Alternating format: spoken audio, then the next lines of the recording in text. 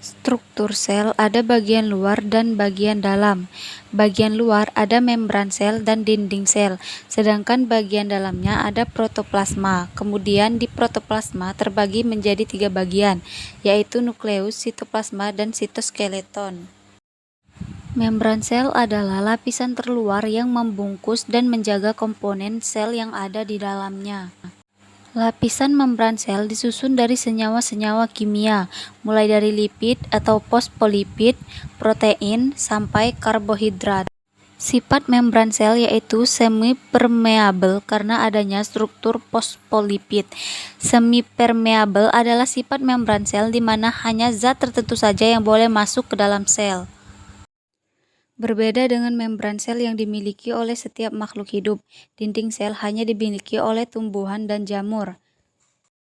Beberapa fungsi dinding sel yaitu sebagai pelindung komponen di dalam sel, yang memberikan bentuk sel, bantu jaga keseimbangan cairan atau regulasi osmotik, dan juga mencegah sel kehilangan air. Sedangkan pada struktur sel bagian dalam ada nukleus atau inti sel.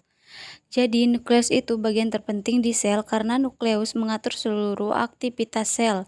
Di dalam nukleus juga ada beberapa komponen penting, seperti anak inti atau nukleolus, cairan dalam inti, nukleoplasma, dan membran inti atau karioteka, dan benang-benang kromatin atau kromosom. Setiap komponen punya tugasnya masing-masing.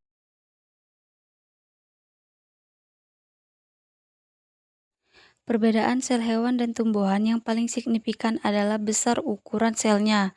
Sel tumbuhan memiliki ukuran yang lebih besar dari sel hewan.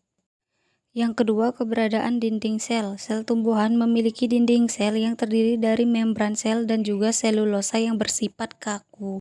Yang ketiga, perbedaan ukuran vakuola. Kedua sel ini sama-sama memiliki vakuola, namun berbeda dalam segi ukuran. Yang keempat, keberadaan kloroplas. Sel hewan dan sel tumbuhan sama-sama memiliki mitokondria, namun hanya sel tumbuhan saja yang memiliki kloroplas. Yang kelima, sitokinesis sel. Pada sel tumbuhan, sitokinesis sel akan membentuk lempeng mitosis, sedangkan pada sel hewan akan membentuk furoring. Yang keenam, lisosom. Di dalam sel tumbuhan tidak terdapat lisosom karena di tumbuhan tidak memiliki sistem pencernaan, sedangkan hewan memiliki sistem pencernaan sehingga sel hewan memiliki lisosom yang mengandung sejumlah enzim untuk membantu proses pencernaan dalam hewan.